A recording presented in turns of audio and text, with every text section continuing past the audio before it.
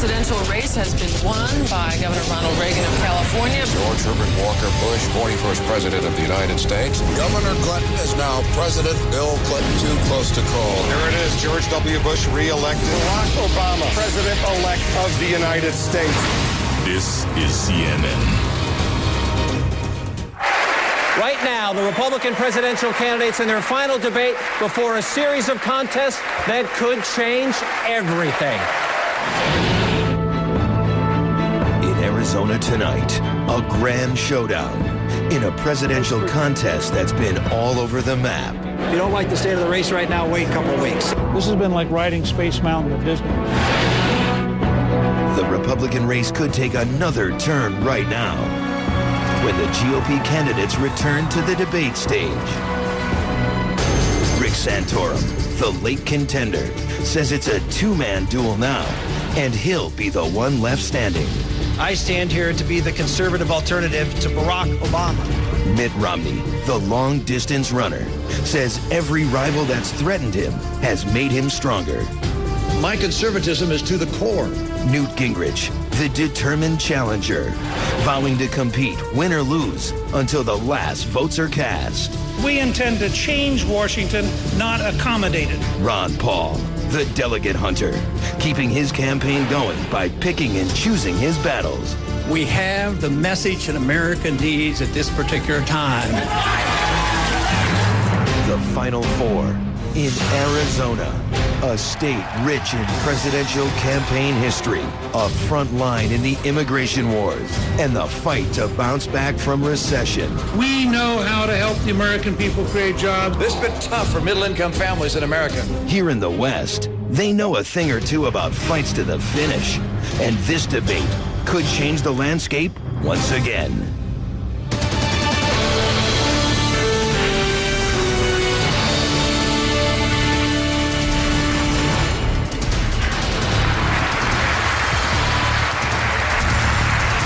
Good evening from the Mesa, Arizona Arts Center just outside of Phoenix. This is the Arizona Republican presidential debate. Tonight, the four candidates in their final debate before 14 critical contests across the country, including the primary right here in Arizona on Tuesday. Welcome. I'm John King. Arizona Republicans are here in our audience tonight. Some of them will have a chance to question the candidates, and crowds even gathering outside to watch at a viewing party here in downtown Mesa. You can also take part in this debate. Send us your questions online. On Twitter, make sure to include the hashtag CNN Debate. On Facebook at facebook.com/CNN Politics, and of course on CNNPolitics.com. It's time now to meet the 2012 Republican presidential contenders. Joining us on stage, the former Speaker of the House, Newt Gingrich.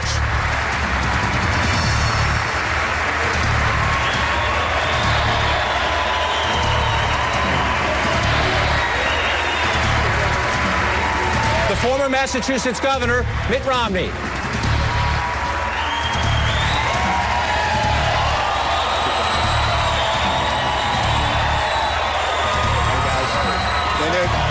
The former Senator from Pennsylvania, Rick Santorum.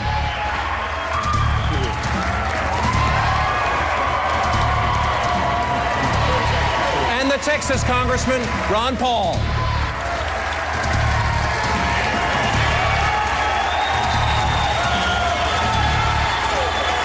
Ladies and gentlemen, the Republican candidates for President of the United States.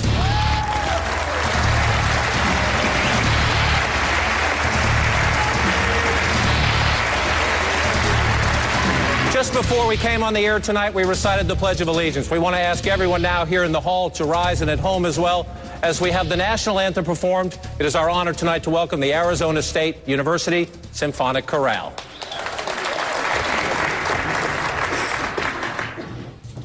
Oh, say, can you see by the dawn's early light what so proudly we hailed at the twilight's last gleaming, whose broad stripes and bright stars through the perilous fight o'er the ramparts we watched were so gallantly streaming, and the rockets red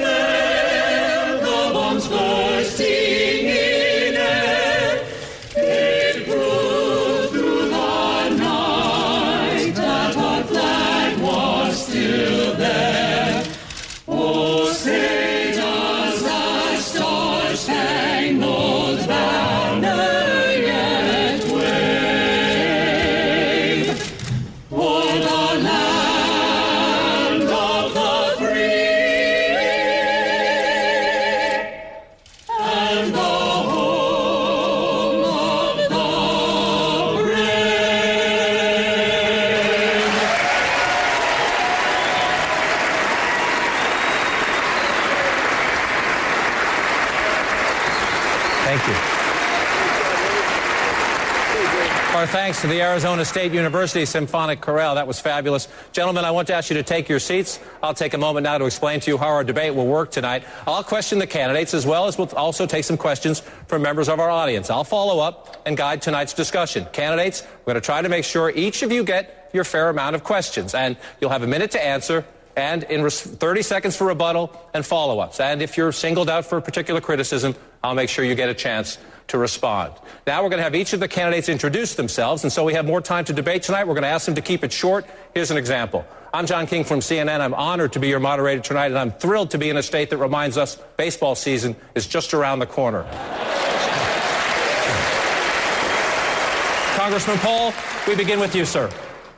I'm Congressman Ron Paul, Congressman from Texas. I am the defender of the Constitution. I'm the champion of liberty. This shows the roadmap to peace and prosperity. I'm Rick Santorum,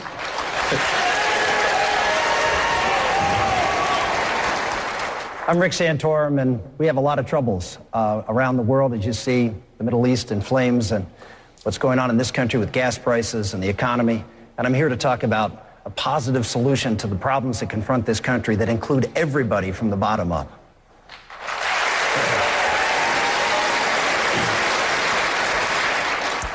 I'm Mitt Romney, and there was a time in this country when you knew that if you worked hard and went to school and if you learned the values of America in your home, that you could count on having a secure future and a prosperous life. That was an American promise, and it's been broken by this president. I want to restore America's promise, and I'm going to do that. That's good enough. Yeah. As George Costanza would say, when they're applauding, stop, right? Yeah. I'm Newt Gingrich, and I've developed a program for American energy so no future president will ever bow to a Saudi king again, and so every American can look forward to $2.50 a gallon gasoline.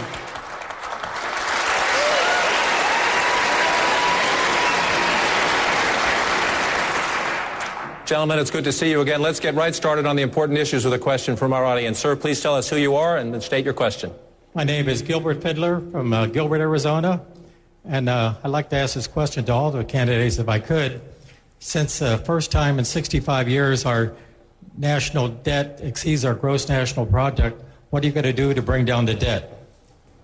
Thank you, sir. Senator Santorum, let's begin with you. Yeah, thank you, Gilbert. I've put together a specific plan that cuts $5 trillion over 5 years, that spends less money each year for the next 4 years that I'll be president of the United States. So it's not inflation adjusted. It's not baseline budgeting. We're actually going to shrink the actual size of the federal budget. And we're going to do so by dealing with the real problem.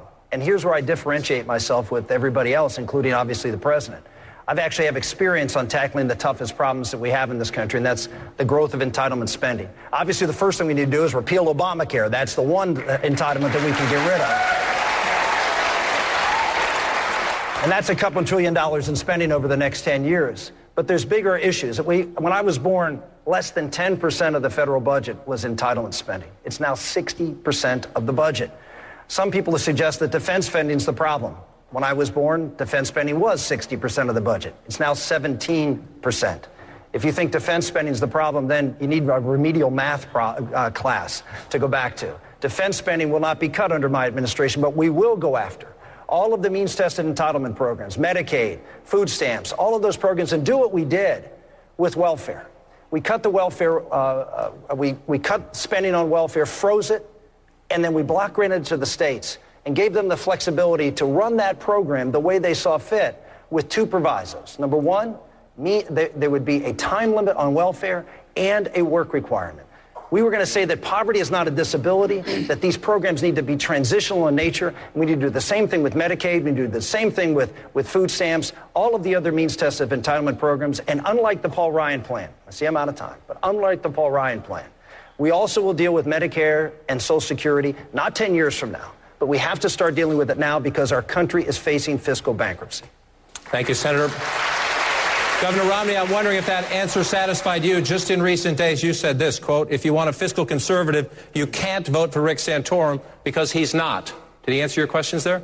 Well, I'm looking at his historic record, which voting for raising the debt ceiling 5 different times without voting for compensating cuts, voting to keep in place Davis-Bacon, which costs about $100 billion over 10 years, a whole series of votes, voting to fund Planned Parenthood, to expand the Department of Education. During his term in the Senate, spending grew by some 80% in the federal government. But I want to respond to Gilbert's question, which I think is a critical one. And that is, as you look at this country, I'm a guy who's lived in the world of business. If you don't balance your budget in business, you go out of business. So I've lived balancing budgets. I also served in the Olympics, balanced the budget there, and served in the state. And in all 4 years I was governor, we balanced the budget. Here's what I'd do at the federal level. I would divide all of the programs into 3 major places for opportunity to reduce costs. Number 1, I'm going to go through every single program and ask if we can afford it. And if not, I'm going to say, is this program so critical that it's worth borrowing money from China to pay for it? And if not, I'm going to get rid of it. Number 2, I'm going to take programs that are important, but that could be better run at the state level and send them back to the states as a block grant, and that includes Medicaid and housing vouchers and food stamps. These programs for the poor can be run more efficiently and can be run with less fraud and abuse at the state level. And then finally, number 3, with what's left of government, I'm going to cut the employment by 10%, and I'm going to link the pay of government workers with the pay in the private sector. Government servants shouldn't get paid more than the people who are paying taxes. Senator, the governor singled you out. Take a few seconds.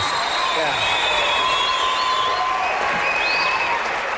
Well, the governor talks about raising the debt ceiling. There was a debt ceiling vote this summer, and the governor was asked the question whether he would have voted to raise the debt ceiling ultimately, and he said yes, because government has to pay their bills. We can't default ultimately.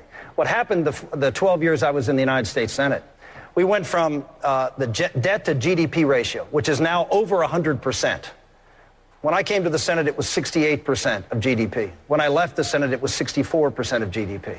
So government as the size of the economy went down when I was in the United States Senate. Sure, I had some votes. Look, I think we all have had votes that I look back on. I wish I wouldn't have voted to No Child Left Behind. You're right, it led to education spending. That's why I've said that we need to cut and eliminate No Child Left Behind and education funding from the federal government, move it back to the local level where it belongs, where parents and local communities can deal with that. But if you look at my record on spending, on taking on entitlements, never having voted for an appropriation bill increase, you look at my record of never having raised taxes. Governor Romney raised $700 million in taxes and fees in Massachusetts. I never voted to raise taxes.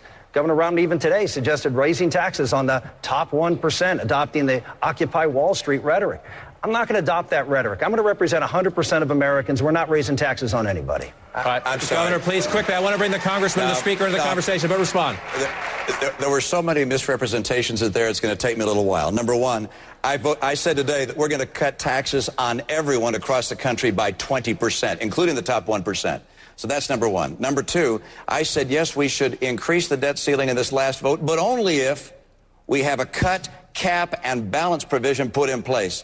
Only in that case, and therefore I did not agree with the deal that was done in Washington. That was the wrong way to go. And finally, Senator, during your term in Congress, the years you've been there, government has doubled in size. You voted to raise the debt ceiling 5 times without compensating cuts in spending. In my view, we should not raise the debt ceiling again until we get compensating cuts in spending. A cut, cap, and balance approach must be taken. Mr. Speaker, join the conversation, address Gilbert's question, and if you so choose, address some criticism you've received on this issue from this state's senior senator campaigning for Governor Romney. He questioned your credentials on fiscal conservatism. He said, when you were the Speaker, earmarking became an art. Well, when I was Speaker, as I'm sure he remembers, we balanced the budget for 4 consecutive years for the only time in his lifetime. So I think that's a good place to start with Gilbert's question. We're meeting tonight on the 280th anniversary of George Washington's birth. If you go back and look at the Founding Fathers, they'd have had very clear messages. Hamilton would have said, you have to have jobs and economic growth to get back to a balanced budget. You're never going to balance the budget on the back of a highly unemployed country. And so I would be committed, first of all, to a program of jobs and economic growth. Second, the energy issue is enormous. The leading developer of North Dakota Oil estimated recently that if we would open up federal land and open up offshore, you would have 16 to 18 trillion, not billion, trillion dollars in royalties to the federal government in the next generation. An enormous flow which would drive down prices to $2.50 a gallon, would help us balance the budget, and would create millions of jobs. Finally, I agree generally with the need to reform government. I think that if we were prepared to repeal the 130-year-old civil service laws, go to a modern management system, we could save a minimum of $500 billion a year with a better system. And if we then applied the 10th Amendment, as Governor Rick Perry has agreed to head up a project on, I think we can return to the states an enormous share of the power that's currently in Washington, D.C. Congressman Paul, you've questioned the fiscal conservative credentials of all these gentlemen, but particularly this week, Senator Santorum. You have a new television ad that labels him a fake. Why? Because he's a fake. Unreal, Ron. Unreal. Congratulations. Unreal. Thank you. No, I find it really fascinating that when people are running for office, they're really fiscally conservative. When they're in office, they do something different. And then when they explain themselves, they say, oh, I want to repeal that. So the senator voted for No Child Left Behind, but now he voted for it, but now he's running on the effort to get rid of it. So I think the record is so bad, you know, with the politicians. And, nobody accuses me of not having voted for too much. They're always accusing me for not voting for enough. And I've been running in office off and on for a good many years. And over all those years, I've never voted for a budget deficit. I never voted to increase the national debt. Matter of fact, there's only one appropriation bill that I voted for, and that was for veterans. I assumed from the 1970s on that we were embarking on a very dangerous path, and we're involved in that danger right now. So this idea of being fiscally conservative now that we're running for office and we're going to repeal something that we did before, I mean, it loses credibility is what our problem is. So,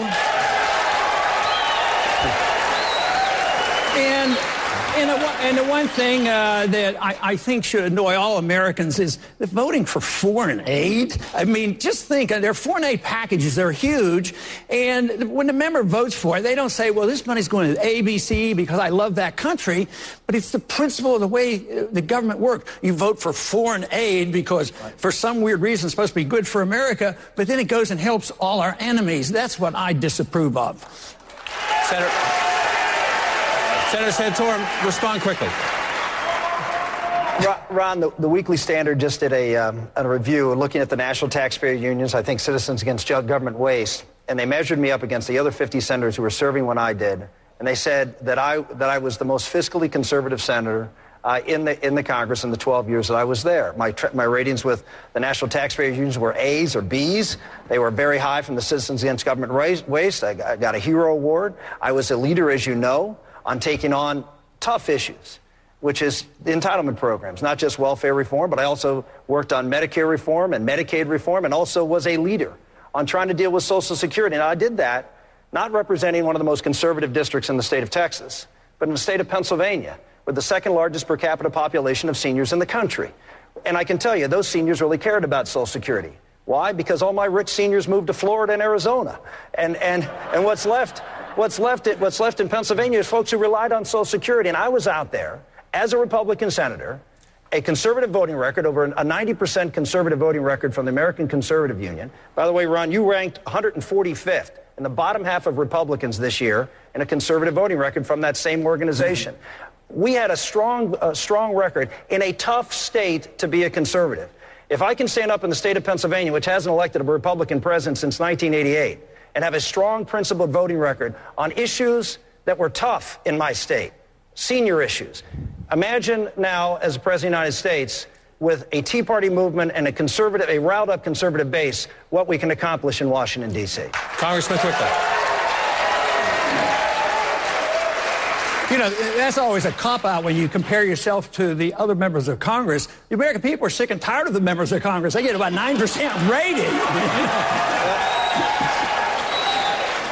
But this whole thing about comparison of conservative votes, I think you make a very important point. I don't rate one at the top. If it's spending or on taxes, I'm at the very top because I vote for the least amount of spending and the least amount of taxes, which means that some of the conservative ratings, you have to realize, sometimes conservatives want to spend money too. When it comes to overseas spending, you vote for the foreign aid. Conservatives are quite pleased with spending money overseas, but if you're a strict fiscal conservative and a constitutionalist, you don't vote for that kind of stuff, and so you can't just go by the ratings. As you can see, it's an important issue to the people in the audience. I think it's one of the reasons this race has been so volatile. Voters are looking and they're saying, which of these candidates can I trust? And each of you are trying to make your case to them. As you tried to do so, Governor Romney, you said recently that as governor, you are a severely conservative governor of Massachusetts. What did you mean by that? Well, severe, strict. I was, without question, a conservative governor in my state. We balanced the budget all 4 years I was in office. We cut taxes 19 times. I enabled our state police to enforce illegal immigration laws so that people could be taken out of our state that were here illegally. We drove our schools to have campaigned for and fought for English immersion in our schools and had that successfully implemented. My policies in Massachusetts were conservative, and in a state, as Rick indicated, a state that was a relatively liberal state. I stood up and said I would stand on the side of life when the legislature passed a bill saying that life would now be defined not at conception, but later. I said no. When there was an effort to put in place embryo farming and cloning, I vetoed that. When the Catholic Church was attacked saying, look, we're not going to allow you to continue to place children in homes where there's a preference for a man and a woman being the mom and dad. I worked with the Catholic Church to put legislation in place to protect their right to exercise their religious conscience. I have, through my record as a governor, demonstrated that kind of conservative belief. But also, a step back and look at my record running the Olympics. Balanced the budget there, made it successful with the help of a terrific team. Then look back into business. You can't be, I don't believe, anything but a fiscal conservative and run a business. Because you don't balance your budget, you go out of business. Mr. Speaker, as you know, often when deficit reduction and economic growth are priorities at the same time, some people see a collision, some people see a conflict. You've outlined your views on taxes. Governor Romney today outlined a tax plan that would put the top rate at 28%, eliminate capital gain taxes for incomes below $200,000, cut the corporate tax rate to 25%. Is that the right approach? And is it consistent, and it's a tough one sometimes, with spurring economic growth at a time this state and other states are looking for jobs, but as you have Gilbert's question, also looking to make sure the next president works on the deficit? Well, look, first of all, I think that Governor Romney today moved in the right direction. And I think that that's a serious step towards trying to find a closer to supply side. I wouldn't agree with him on capping capital gains cuts at 200,000 because I think that's frankly economically destructive, and I don't believe in class warfare, and that's a number below Obama's class warfare number. So we can argue later about capital gains cuts. But I think there's a different question. Everybody talks about managing the current government. The current government is a disaster. I mean, we don't, it is the reason I started with the idea that came out of Strong America Now, to repeal the 130-year-old civil service laws and go to a modern management system, is you change everything. And the fact is, if we're serious, and in a funny kind of way, Ron and I are closer on the scale of change, we'd approach it slightly different, but I think you've got to start and say, what would a modern system be like? And a modern system would be totally, just take control of the border. It is utterly stupid to say that the United States government can't control the border. It's a failure of will. It's a failure of enforcement. So let me just take that one example. Let's assume you could tomorrow morning have a president who wanted to work with your governor, who instead of suing Arizona, helped Arizona, who actually worked with Arizona. Now, what's the fiscal reality 3 years from now in your emergency rooms, in your schools, in your prisons of controlling the border? It's a lot less expensive. You just took a major step towards a less expensive future. So I think it is possible to modernize the federal government and cut taxes and develop energy simultaneously. And the three lead you to Gilbert's concern. Let's get back to a balanced budget. The Speaker raises an important point about looking forward, and I hope we spend most of the night doing that. But as you know, there's a lot of anger in the base of the party about some of the things that have happened in the past. And the Tea Party especially. Now, earmarks, the pork barrel spending, it's a tiny slice of the budget. I think we all know that. But if you talk to a Tea Party activist, they think it's an example and a gateway to corruption. Senator, you have said there are good earmarks and bad earmarks, and you have talked about your earmarks in the past. Any that you specifically regret? And why have you criticized, why do you think the money that went to Governor Romney for security at the Olympics, why was that a bad earmark? I didn't suggest it was a bad earmark. I voted for it, and about half the money, a little over half the money that went to the Salt Lake Games. But Governor Romney asked for that earmark. That's really the point here. He's out there on television ads right now, unfortunately attacking me for saying that I'm this great earmarker when he not only asked for earmarks for the Salt Lake Olympics in the order of tens of millions of dollars, sought those earmarks and used them. And he did as the governor of Massachusetts, $300 or $400 million. He said I would be something like I'd be foolish if I didn't go out and try to get federal dollars. So the idea that somehow earmarks during the time that I was in Congress were this thing that drove up spending in Washington, D.C., if you actually look at it, as I said before, as a percentage of GDP, actually the deficits the debt went down. What happened is there was abuse. When the abuse happened, I said we should stop the earmarking process. But I did say there were good earmarks and bad earmarks. We wouldn't have the V-22 Osprey, which was the most essential air platform for our Marines in particular in the war against the radical Islamists. We wouldn't have it if it wasn't for an earmark. That program would have been killed under George Bush 41. Dick Cheney, the Defense Department, wanted to kill that program, and many of us, including myself, stood up and made sure that was there. Congress has a role to play when it comes to appropriating money, and sometimes the president and the administration doesn't get it right. What happened was an abuse of the process. When that abuse occurred, I stepped forward, as Jim DeMint did, who, by the way, was an earmarker, as almost everybody else in Congress was. Why? Because Congress has a role of allocating resources when they think the administration has it wrong. I defended that at the time. I'm proud I defended at the time because I think they did make mistakes. I do believe there was abuse, and I said we should stop it. And as president, I would oppose earmarks. Governor?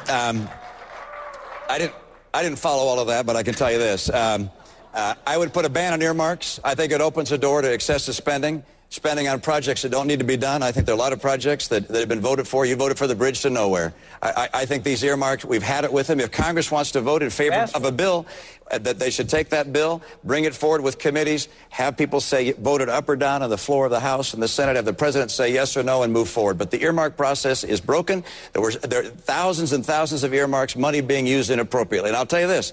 You mentioned coming to the Olympics, coming to the United States Congress, asking for support. No question about it. That's the nature of what it is when you lead an organization or a state.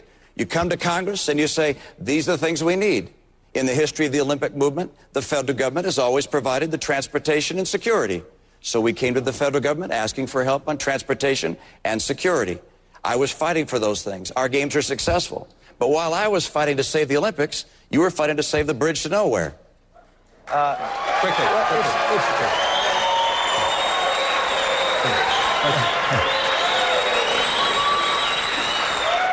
It's really interesting, Governor, because the process you just described of an open process where members of Congress put forth their suggestions on how to spend money, have them voted on individually, is exactly how the process worked.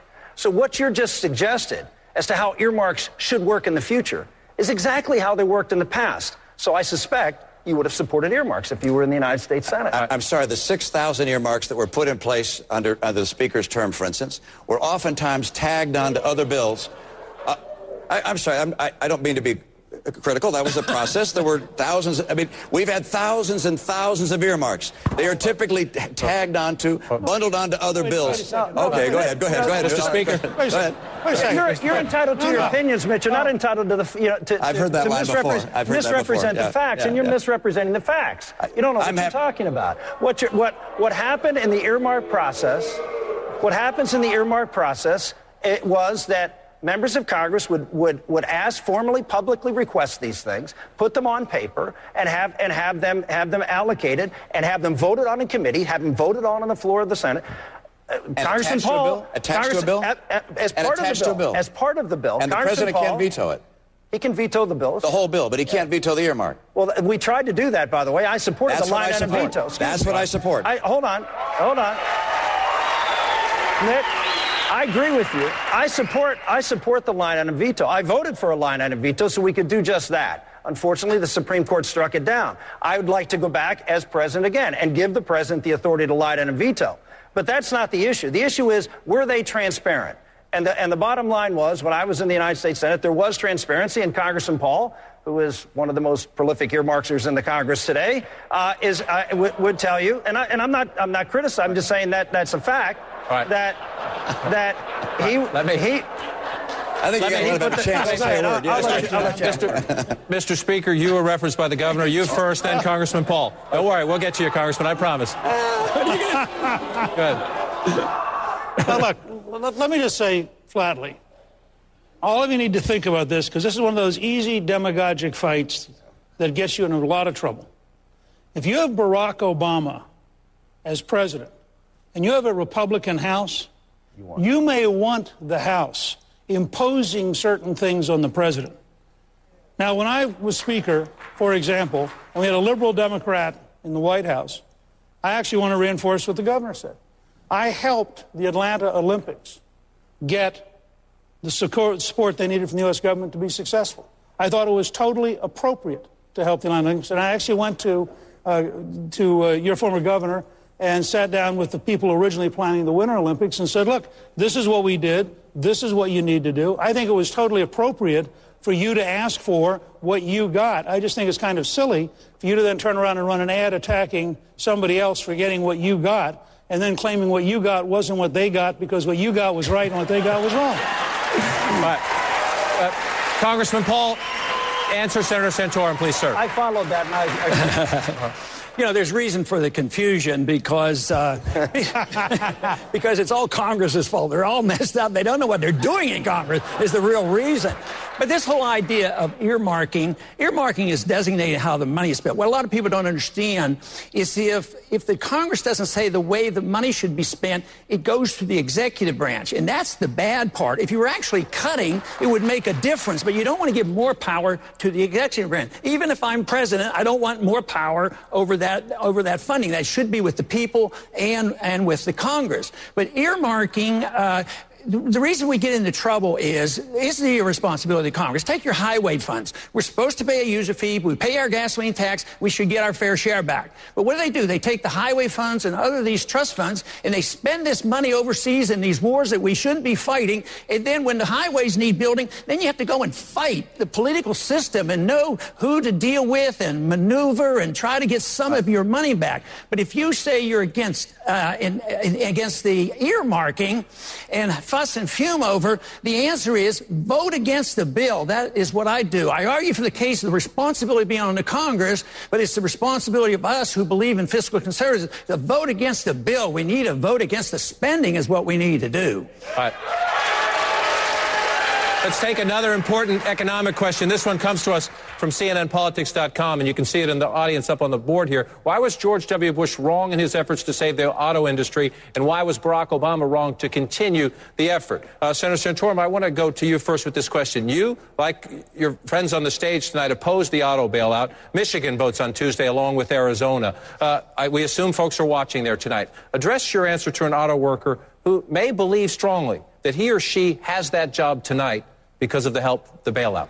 I would just say to them that I, in principle, opposed government coming in and bailing out a sector of the economy or an industry with government dollars and with government manipulation of that market, which is exactly what happened twice in 2008 and 2009. The first time it happened was the Wall Street bailout. On principle, I opposed the Wall Street bailout. Even though I understand reasonable people could disagree, I felt that having the government come in such a major way and have a huge influence over the direction of that industry, that would be damaging to what I believe is the best way to resolve these types of problems, which lets the market work.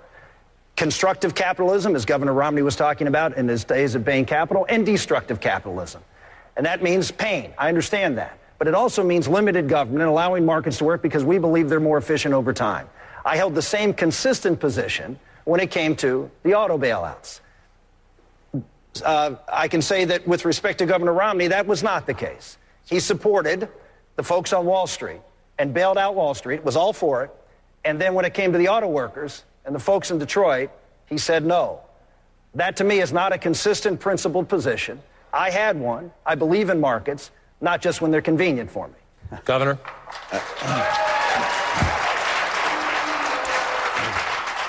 Nice try, but now let's look at the facts. All right, first of all, let's go back in the auto industry and go back to 2000, I think it was 2008.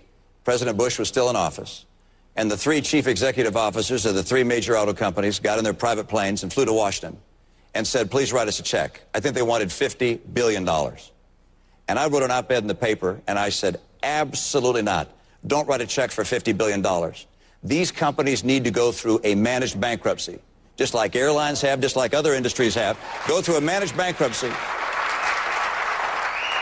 And if they go through that managed bankruptcy and shed the excess of cost that's been put on them by the UAW and by their own mismanagement, then if they need help coming out of bankruptcy, the government can provide guarantees and get them back on their feet. No way would we allow the auto industry in America to totally implode and disappear. That was my view. Go through bankruptcy. When that happens, then the market can help lift them out. With regards to TARP, it's very simple, or the Wall Street. Like, I don't want to save any Wall Street bank. I just don't want to make sure we lose all of our banks. And like President Bush at the time, I was concerned that if we didn't do something, there was a pretty high risk that not just Wall Street banks, but all banks would collapse. And like many other people, many other economists, they were concerned that our entire currency system would go down. My view is this. We have to have industries that get in trouble go through bankruptcy. Now, Senator, you voted in favor of the bailout of the airline industry after 9/11. I think that was the right thing to do. It was an emergency. You also voted for the bailout of the steel industry. I don't think I agree with that one. But I do believe that the right course for the auto industry was to go through a managed bankruptcy process and then to get help getting out.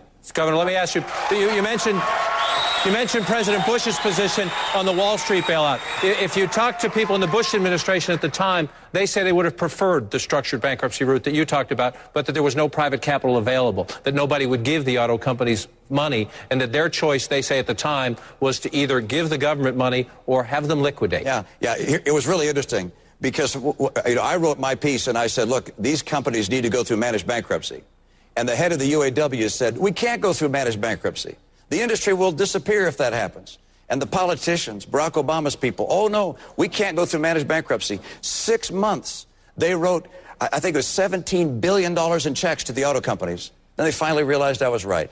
They finally put in through managed bankruptcy. That was the time they needed help to get out of managed bankruptcy. Those monies they put in beforehand that was wasted money. And number two, because they put that money in, the president gave the companies to the UAW. They were part of the reason the companies were in trouble. Giving these companies to the UAW was wrong. Hold on. Mr. Speaker, one second.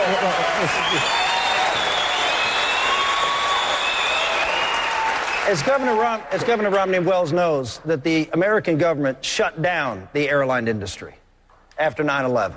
And the government, by its action, stopped the airline industry from functioning. And yes, as a result of government action, which I thought it was appropriate for government since we shut down the industry after the events of 9/11. I agree. But government didn't shut down the banks. They didn't shut down the financial service industry. So when you compare those, it's not apples to apples, Mitt, and that's not a fair comparison.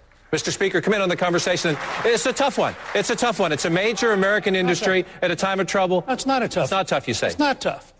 First of all, there was a huge amount of the American auto industry that was just fine. BMW in South Carolina was terrific. Mercedes in Alabama was doing just fine. Honda in Ohio was just fine. So the Toyota was just fine. What we have is a united auto workers and a management system that had grown very, I think, incapable of tough decisions because they were used to selling out to the United Auto Workers. And so they came in and said, oh, we can't change. And this president, on behalf of the United Auto Workers, said, you're exactly right.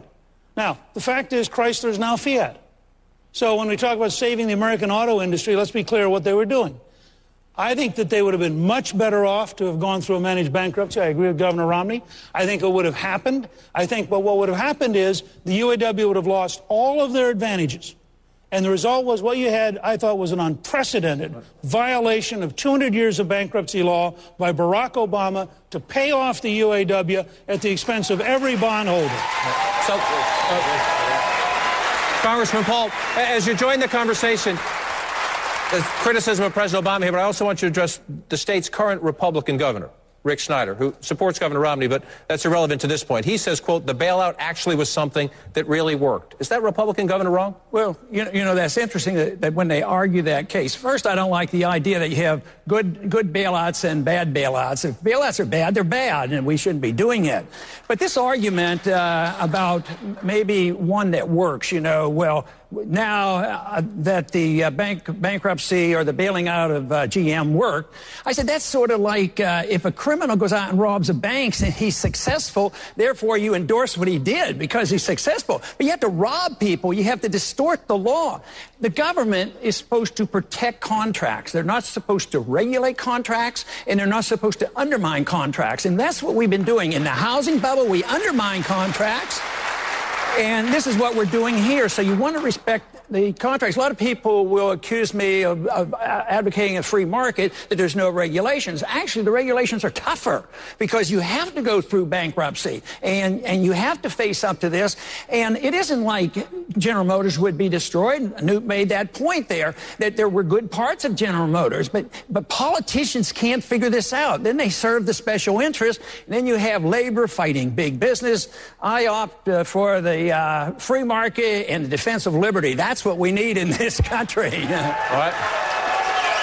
We're off to a good start, gentlemen. We're going to take our first break of the evening. In a moment, our Republican presidential debate here in Arizona continues. A lot more ground to cover, including two issues that are dominating the discussion here in Arizona in recent days: immigration and faith.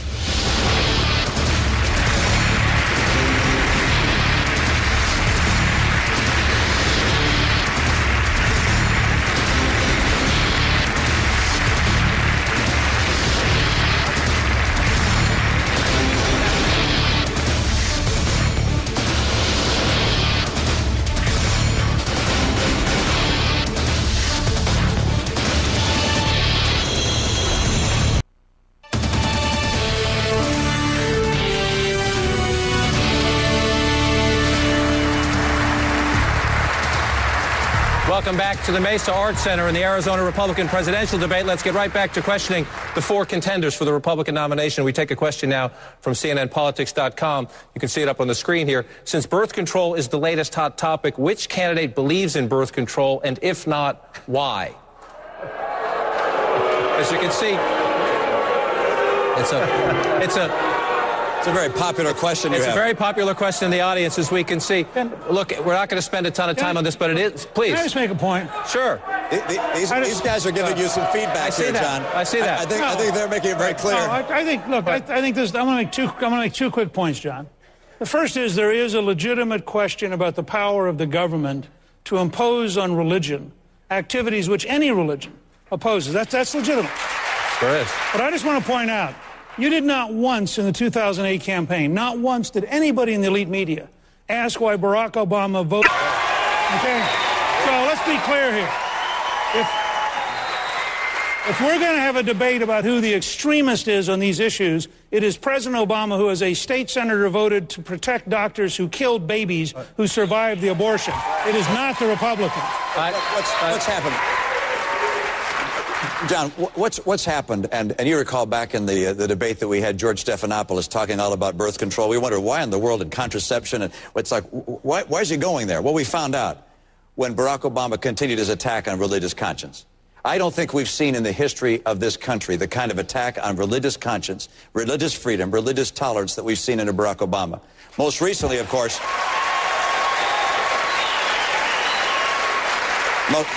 most recently requiring the Catholic Church to provide for its employees and its various enterprises health care, insurance that would include birth control, sterilization, and the morning after pill. Unbelievable. And he tried to retreat from that, but he retreated in a way that was not appropriate because these insurance companies now have to provide these same things, and obviously the Catholic Church will end up paying for them. But don't forget the decision just before this, where he said the government, not a church, but the government should have the right to determine who a church's ministers are for the purposes of determining whether they're exempt from EEOC or from workforce laws or labor laws. He said the government should make that choice. That went all the way to the Supreme Court. There are a few liberals on the Supreme Court. They voted 9-0 against President Obama. His position... So let's his position... his position on religious tolerance, on religious conscience, is clear, and it's one of the reasons the people in this country are saying we want to have a president who will stand up and fight for the rights under our Constitution, our first right, which is for freedom of religion. So let's focus the time we spend on this, on the role of a president and your personal views and question the role of government. And Senator Santorum, this has come up, yes, it has come up because of the president's decision in the campaign. It's also come up because of some of the things you have said on the campaign trail. When you were campaigning in Iowa, you told an evangelical blog, if elected, you will talk about what, quote, no president has talked about before, the dangers of contraception. Why? What I was talking about is we have a society. Charles Murray just wrote a book about this, and it's on the front page of the New York Times 2 days ago, which is the increasing number of children being born out of wedlock in America, teens who are sexually active.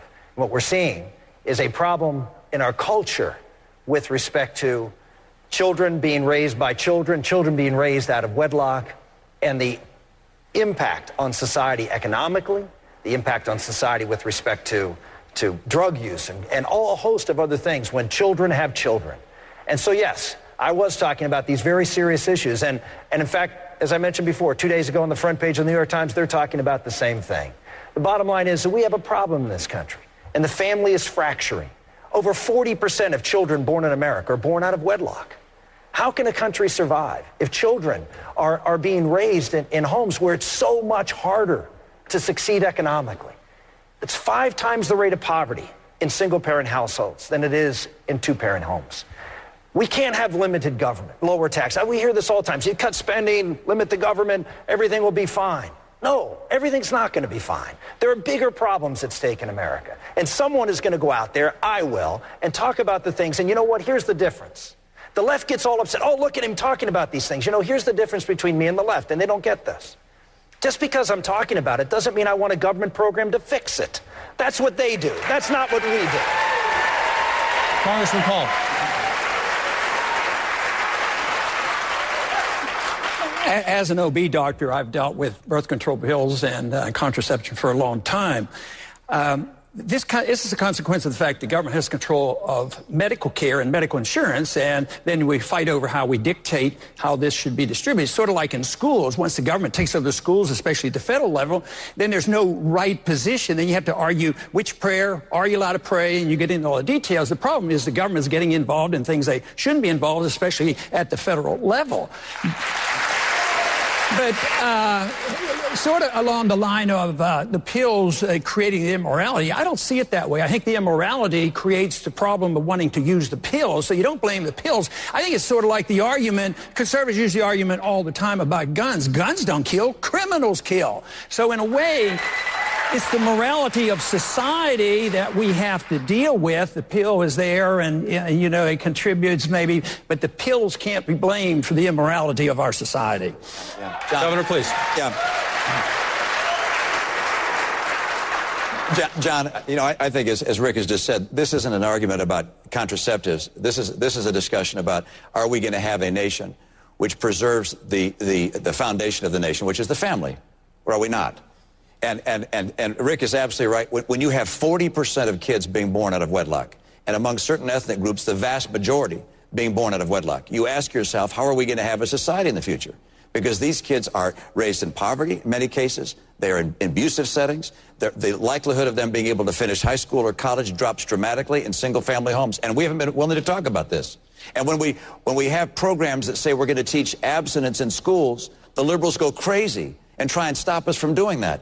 We have to have a president who's willing to say that the best opportunity an individual can give to their unborn child is an opportunity to be born in a home with a mother and a father. And I think... It's an issue on which all of you have criticism of the Obama administration. It's an issue on which some of you have also criticized each other. Governor Romney, both Senator Santorum and Speaker Gingrich have said during your tenure as governor, you required Catholic hospitals to provide emergency contraception to rape victims. And, Mr. Speaker, you compared the governor to President Obama, saying he infringed on Catholics' rights. Governor, did you do that? Nope, absolutely not. Of course not. There was no requirement in Massachusetts for the Catholic Church to provide morning after pills to rape victims.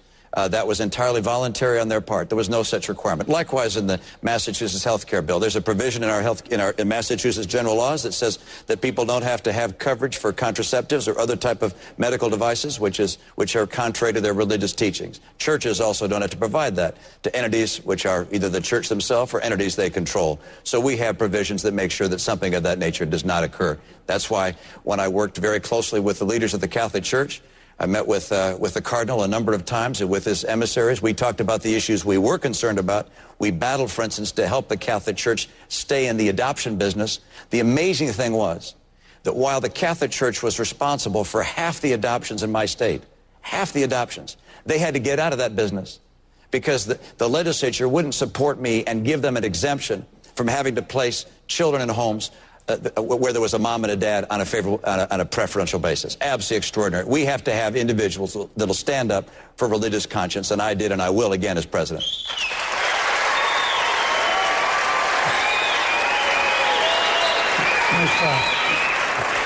Mr. Speaker? Well, the reports we got were quite clear that the Public Health Department was prepared to give a waiver to Catholic hospitals about a morning after abortion pill, and that the governor's office issued explicit instructions saying that they believed it wasn't possible under Massachusetts law to give them that waiver. Now, that's something that both Senator Santorum and I have raised before. But I want to go a step further, because this makes a point that Ron Paul's been making for a generation and that people need to take very seriously. When you have government as the central provider of services, you inevitably move towards tyranny, because the government has the power of force. You inevitably, and I think this is true whether it's Romney Care or Obamacare or any other government centralized system, you inevitably move towards the coercion of the state, and the state saying, if you don't do what we, the politicians, have defined, you will be punished, either financially or you'll be punished in some other way, like going to jail. And that's why we are, I think, at an enormous crossroads in this country. And I think the fact is, for almost all of us who've been at this for any length of time, we are now looking at an abyss that forces you to change what you may once have thought.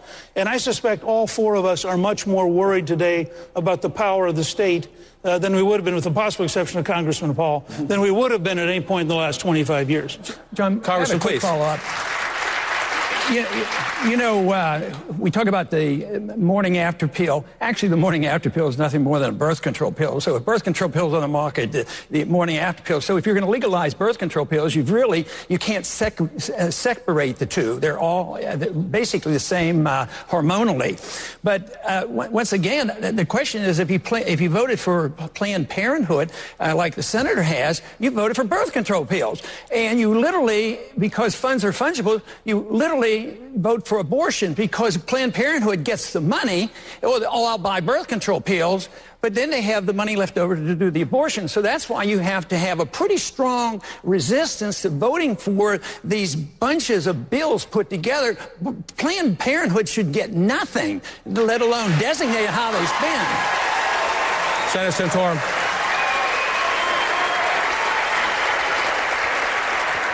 As Congressman Paul knows, I oppose Title X funding. I've always opposed Title X funding, but it's included in a large appropriation bill that includes a whole host of other things, including the funding for the National Institutes of Health, the funding for Health and Human Services, and a whole bunch of other departments. It's a multi-billion-dollar bill. What I did, because Title X was always pushed through, I did something that no one else did. Congressman Paul did. I said, well, if you're going to have Title X funding, then we're going to create something called Title 20. Which is going to provide funding for abstinence-based programs. So at least we'll have an opportunity to provide programs that actually work in keeping children from being sexually active instead of facilitating children from being sexually active. And I pushed Title 20 to accomplish that goal. So while, yes, I admit, I voted for large appropriation bills, and there were things in there I didn't like, things in there I did, but when it came to this issue, I proactively stepped forward and said that we need to do something at least to counterbalance it, A. B, I would say that I've always been very public, that as President of the United States, I will defund Planned Parenthood. I will not sign any appropriation bill that funds Planned Parenthood. Senator, go ahead. John, this demonstrates the problem that I'm talking about. There's always an excuse to do this. Now, Title 20, I don't know whether you inferred that I would support Title 20 for abstinence. No, it would cost money as a program. It's not a program of the federal government to get involved in our lives this way. If you want laws like that, maybe to say, but the federal government shouldn't even be spending money on abstinence. That's way too much more. I don't see that in the Constitution anyplace. Just a brief comment. Senator, I just saw a YouTube clip of you being interviewed where you said that you personally opposed contraceptives, but that you said that you voted for Title X.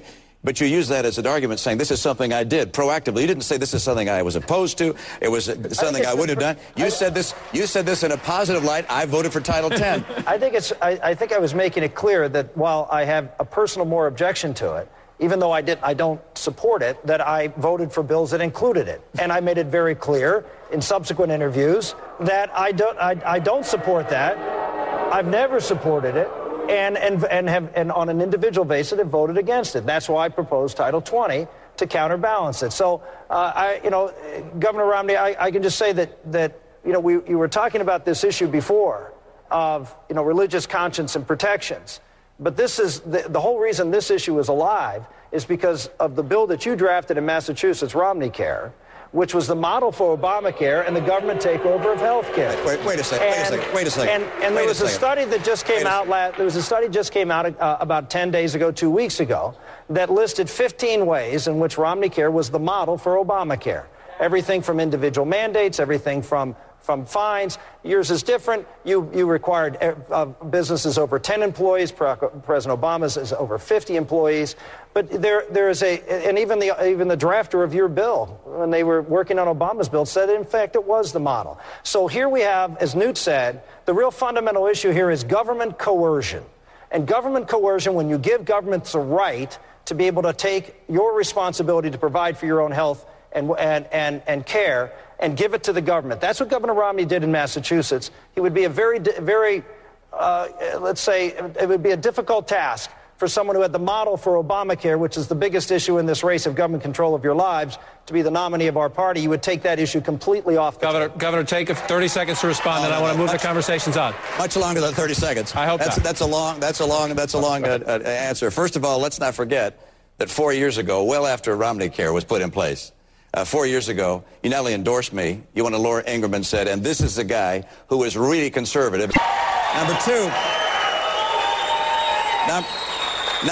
Number two, under the 10th Amendment, states have the rights to do things that they think are in their best interest. I know you agree with that. But let's point this out. Our bill was 70 pages. His bill is 2,700 pages. There's a lot in those 2,700 pages I don't agree with. And let me tell you, if I'm president of the United States, I will repeal Obamacare for a lot of reasons. One, I don't want to spend another $1 trillion. We don't have that kind of money. It's the wrong way to go. Number two, I don't believe the federal government should cut Medicare by some $500 billion. Number three, I don't think the federal government should raise taxes by $500 billion, and therefore I will repeal Obamacare. And let me mention one more. The reason we have Obamacare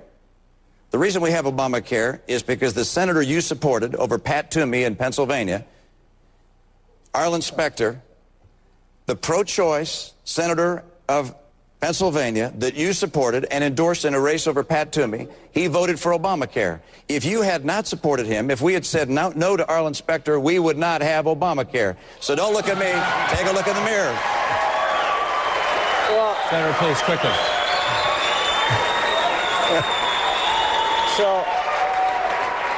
Okay, Governor, let's get this straight. First off, number one, you funded Romney Care through federal tax dollars through Medicaid.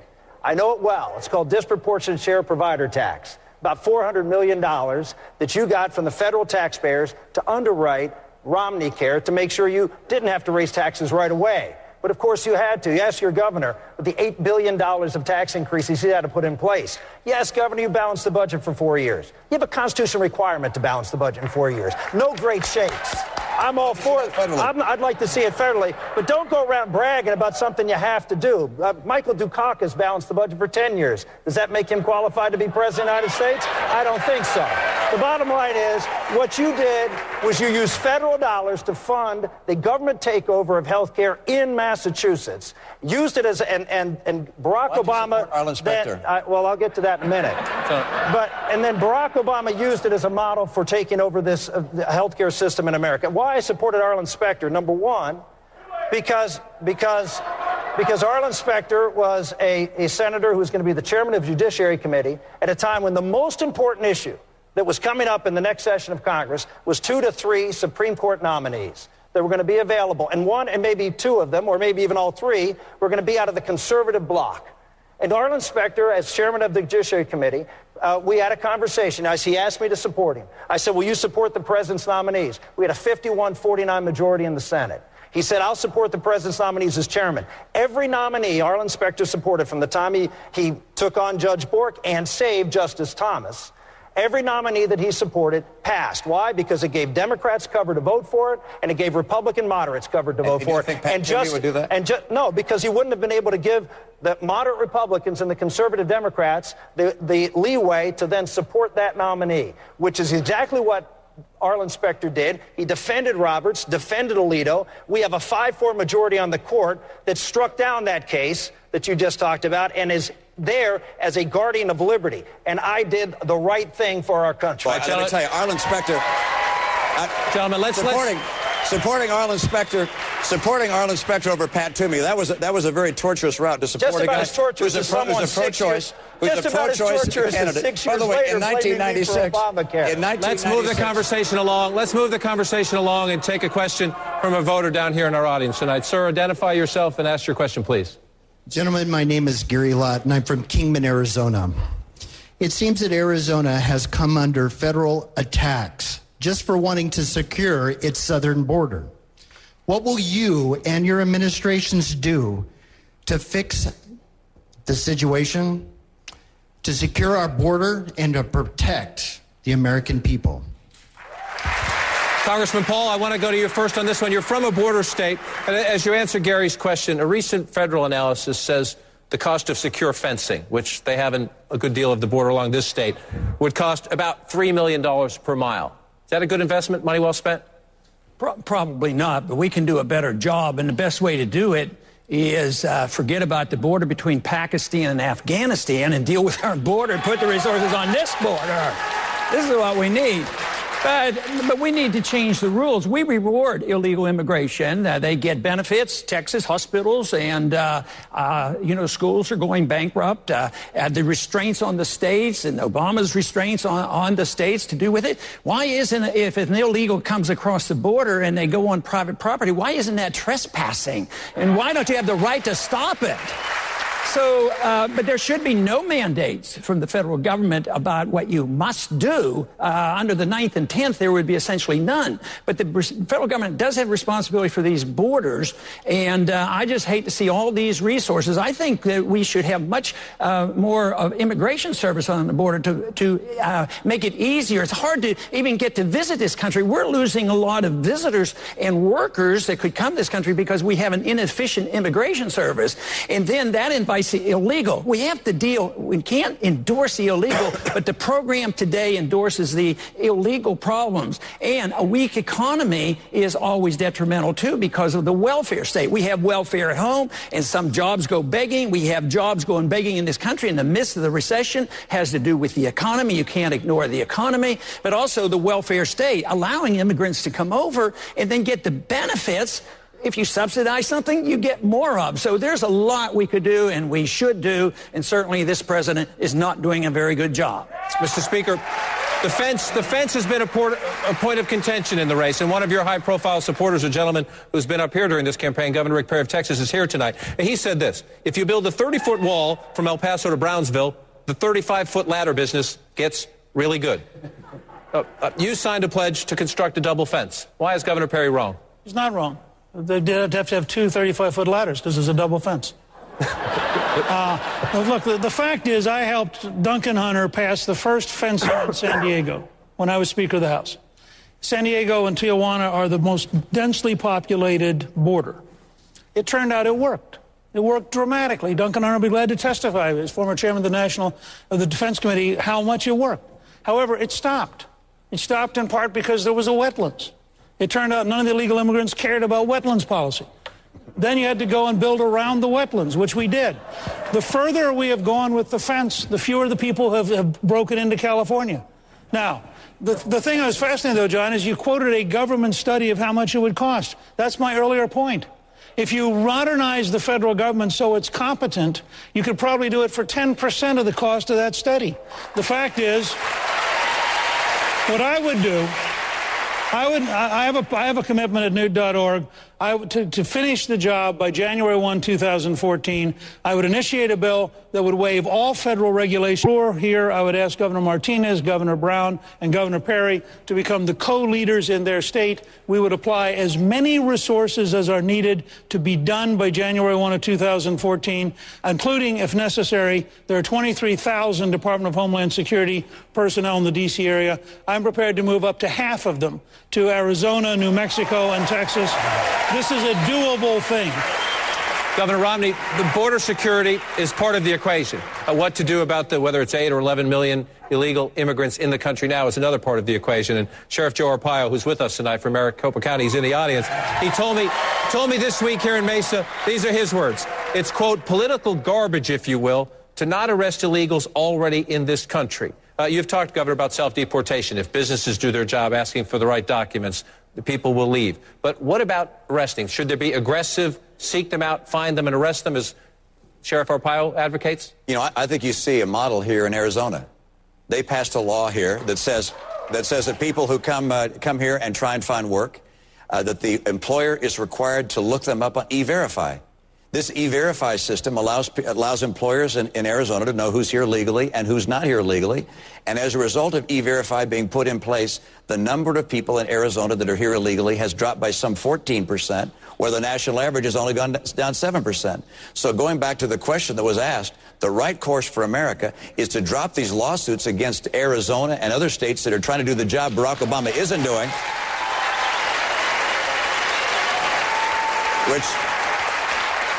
and I will drop those lawsuits on day one. I'll also complete the fence. I'll make sure we have enough Border Patrol agents to secure the fence, and I will make sure we have an E-Verify system and require employers to check the documents of workers and to check E-Verify.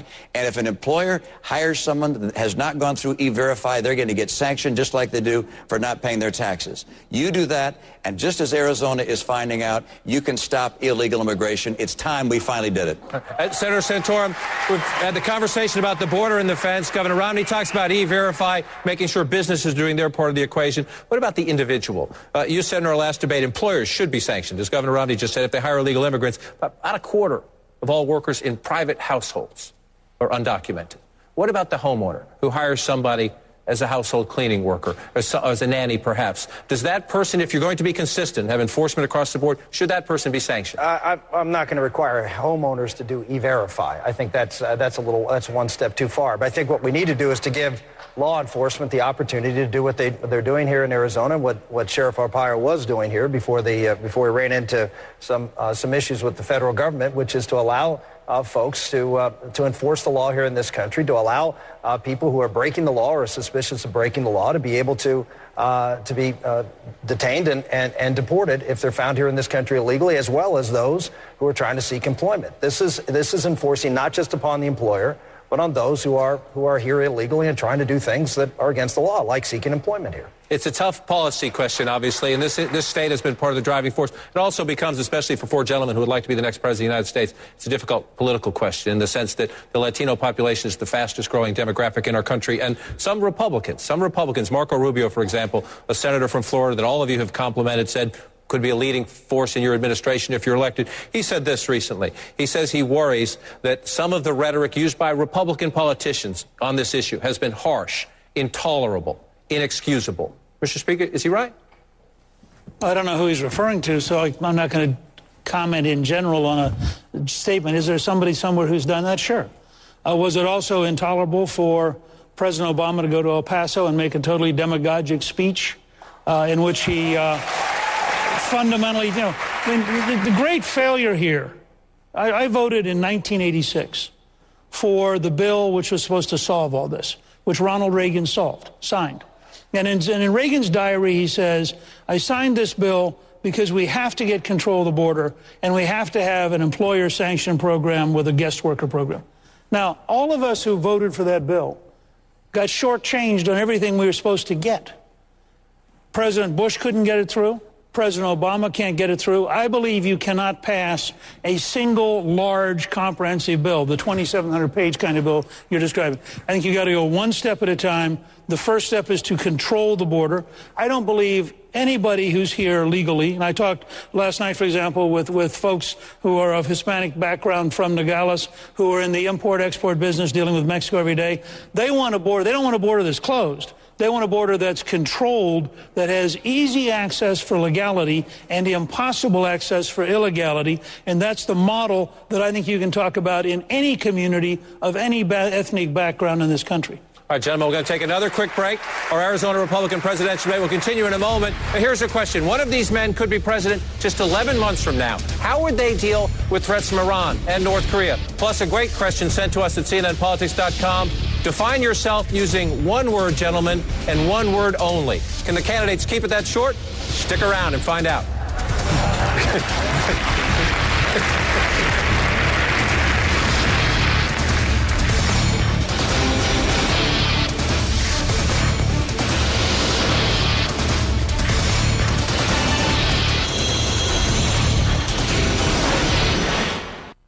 America's Choice 2012 is sponsored by America's Natural Gas Alliance, Smarter Power, today, and by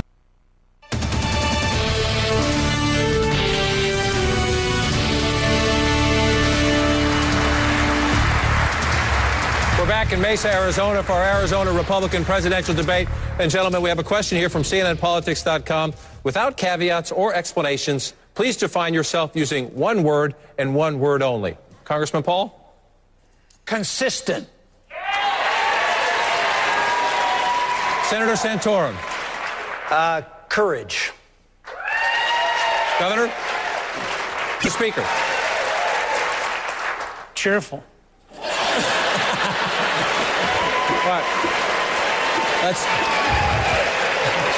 That was a good exercise. Let's move our conversation now. Let's move our conversation now to the important responsibilities one of you gentlemen could have in just 11 months as the Commander-in-Chief of the United States. And Governor Romney, I want to ask you first. 11 months from now, if you're successful, you would be our Commander-in-Chief. The Pentagon recently announced plans to open up 14,000 new jobs to women, putting them closer and closer to the front lines of combat. Senator Santorum says he has a lot of things. He sees a lot of things wrong with this. What do you think? I would look to the people who are serving in the military to give the best assessment of where women can serve. We've had over 100 women lose their lives in the conflicts in Iraq and Afghanistan. I was with Governor Bob McDonnell. His daughter has served as a platoon leader in Afghanistan. He said that she doesn't get emotional when she faces a risk. He's the one that gets emotional as she faces that kind of risk. And I believe women have the capacity to serve in our military in positions of significance and responsibility, as we do throughout our society. I do think that the key decisions that are being made by this administration, by President Obama, however, related to our military, are seriously awry. This is a president who is shrinking our Navy, shrinking our Air Force, wants to shrink our active duty personnel by 50 to 100,000, is cutting our military budget by roughly $1 trillion. The world is more dangerous. It is not safer. North Korea is going through transition. The Arab Spring has become the Arab winter. Syria is in flux. And of course, Pakistan with 100 nuclear weapons or more represents a potential threat. Northern Mexico is a real danger area. I mean, looking around the world, you have Hezbollah in Latin America and Mexico. I mean, we face a very dangerous world. The right course is to add ships to our Navy, to modernize and add aircraft to our Air Force, to add 100,000 troops to our active duty personnel, and to strengthen America's military. I want to get to some of the hot spots Governor Romney just mentioned, but Speaker Gingrich, on the question of a more prominent combat role for women. Good idea or bad idea? Well, I think it's a misleading question in the modern era. You live in a world of total warfare. If you are anybody serving our country in uniform virtually anywhere in the world could be in danger at virtually any minute. The truck driver can get blown up by a bomb as readily as the infantryman. So I would say that you ought to ask the combat leaders what they think is an appropriate step, as opposed to the social engineers of the Obama administration. But Everybody needs to understand, and by the way, we live in an age when we have to genuinely worry about nuclear weapons going off in our own cities.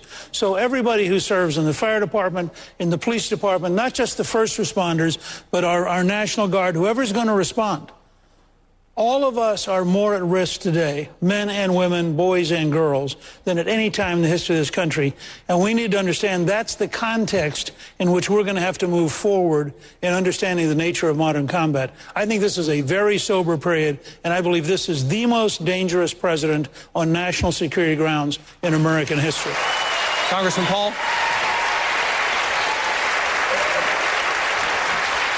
The problem is the character of our wars. And I don't like to think of people in groups. Individuals have rights, not groups. So you don't have women's rights or men's rights. And we still have draft registration. What I fear is the draft coming back because we're getting way overly involved. And the draft, we keep registering our 18-year-olds. So when the draft comes, we're going to be registering young women. And because of this, they're going to be equal. Now, the wars we fight aren't defensive wars. They're offensive war. We're involved in way too much. They're undeclared. They're not declared by the Congress. And so we're in wars that shouldn't be involved. So I don't want even the men to be over there. I don't want women being killed, but I don't want the men being killed in these wars. But because now we have accepted now for 10 years that we're allowed to start war, we call it preemptive war, preventive war. Well, that's an aggressive war. I believe in the Christian just war theory that you have to morally justify the war in defense. Now, if we're defending our country and we need to defend, believe me, men and women will be in combat and defending our country, and that's the way it should be. But when it's an offensive war going where we shouldn't be, that's quite a bit different. So it's the foreign policy that needs examined. Senator? I actually agree with the comments made by the two gentlemen to my left that there are different roles of women in combat. They are on the front line right now. Their combat zone is, as Newt said, everywhere, unfortunately, in that environment. My concern that I expressed, I didn't say it was wrong. I said I had concerns about certain roles with respect to particularly in infantry. I still have those concerns, but I would defer to at least hearing the recommendations of those involved. But I think we have civilian control of the military, and these are things that should be decided not just by the generals, but we should not have social engineering, as I think we've seen from this president, but we should have sober minds looking at what is, in fact, the best proper roles for everybody in combat. Let's continue the conversation about the Commander-in-Chief question. We have a question from our audience, sir. Hi, my name's Kent Taylor from Wickenburg, Arizona, and my question to all the candidates is, how do you plan on dealing with the growing nuclear threat in Iran? It's a pressing question at the moment. Mr. Speaker, let's go to you first on this, and I want to ask you in the context of the president's and this country's highest-ranking military officer, the chairman of the Joint Chiefs, General Dempsey, told CNN this last week, quote, "A strike at this time would be destabilizing and would not achieve Israel's long-term objectives." If you win this election, General Dempsey would then be your chairman of the Joint Chiefs. If the Prime Minister of Israel called you, said he wanted to go forward and questioned, sir, do you agree, Mr. President, do you agree with your chairman of the Joint Chiefs? Would you say, yes, Mr. Prime Minister, please stand down? Or would you give Israel the green light? Well, first of all, this is two different questions. General Dempsey went on to say he thought that Iran was a rational actor. I can't imagine why he would say that. I just cannot imagine why he would have said it. The fact is, this is a dictator, Ahmadinejad, who has said he doesn't believe the Holocaust existed. This is a dictator who said he wants to eliminate Israel from the face of the earth. This is a dictator who said he wants to drive the United States out of the Middle East. I'm inclined to believe dictators. Now, I think that it's dangerous not to. If an Israeli prime minister, haunted by the history of the Holocaust, recognizing that 3 nuclear weapons is a Holocaust in Israel, if an Israeli prime minister calls me and says, I believe in the defense of my country, this goes back to a point that Congressman Paul raised that we probably disagree on. I do believe there are moments when you preempt. If you think a madman is about to have nuclear weapons and you think that madman is going to use those nuclear weapons, then you have an absolute moral obligation to defend the lives of your people by eliminating the capacity to get nuclear weapons. The American people often don't pay much attention to what's going on in the world until they have to. But this is an issue, this confrontation with Iran, that is partly responsible for what we have seen daily at the gas pump. Prices going up and going up and going up. So I want Governor Romney to come into the conversation. We'll continue it with everyone at the table. As we have this showdown, confrontation, call it what you will, with Iran, should our leadership, including the current President of the United States and the four gentlemen here with me tonight, be prepared to look the American people in the eye and say, and I want to hear everybody's plans. Over the long run, I think I can bring down the price of gasoline. Or I can't, if that's your plan. But at the moment, we need to have a conversation about how, as long as this continues, the prices are likely to keep going up. Look, the price of gasoline pales in comparison to the idea of Ahmadinejad with nuclear weapons. Ahmadinejad having fissile material that he can give to Hezbollah and Hamas and that they can bring into Latin America and potentially bring across the border into the United States to let off dirty bombs here. I mean, or more sophisticated bombs here. We simply cannot allow Iran to have nuclear weaponry. And this president has a lot of failures. It's hard to think of economically his failures, his policies on a whole host of areas have been troubling. But nothing, in my view, is as serious a failure as his failure to deal with Iran appropriately. This president should have put in place crippling sanctions against Iran. He did not. He decided to give Russia their #1 foreign policy objective, removal of our missile defense sites from Eastern Europe, and got nothing in return. He could have gotten crippling sanctions against Iran. He did not.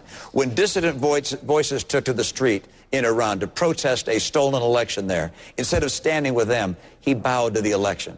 This is a president who has made it clear through his administration and almost every communication we've had so far that he does not want Israel to take action, that he opposes military action. This is a president who should have instead communicated to Iran that we are prepared, that we are considering military options. They're not just on the table, they are in our hand. We must not allow Iran to have a nuclear weapon. If they do, the world changes, America will be at risk, and someday nuclear weaponry will be used. If I'm president, that will not happen. If we re-elect Barack Obama, it will happen.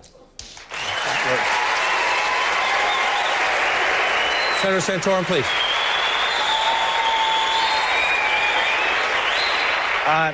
I agree with Governor Romney's comment. I think they're absolutely right on and well spoken. I would say that if you're looking for a president to be elected in this country that will send that very clear message to Iran as to the seriousness of the American public to stop them from getting a nuclear weapon, there'd be no better candidate than me, because I have been on the trail of Iran and trying to advocate for stopping them getting a nuclear weapon for about 8 years now. Was the author of a bill back in 2008 that talked about sanctions on a nuclear program that our intelligence community said didn't exist, and had the President of the United States, President Bush, oppose me for 2 years, and by the way, so did Joe Biden on the floor of the Senate, and Barack Obama. I always say, if you want to know what foreign policy position to take, find out what Joe Biden's position is and take the opposite opinion. And you'll be right 100% of the time. But they opposed me. He actively opposed me. We did pass that bill eventually at the end of 2006, and it was to fund the pro-democracy movement, $100 million a year. Here's what I said.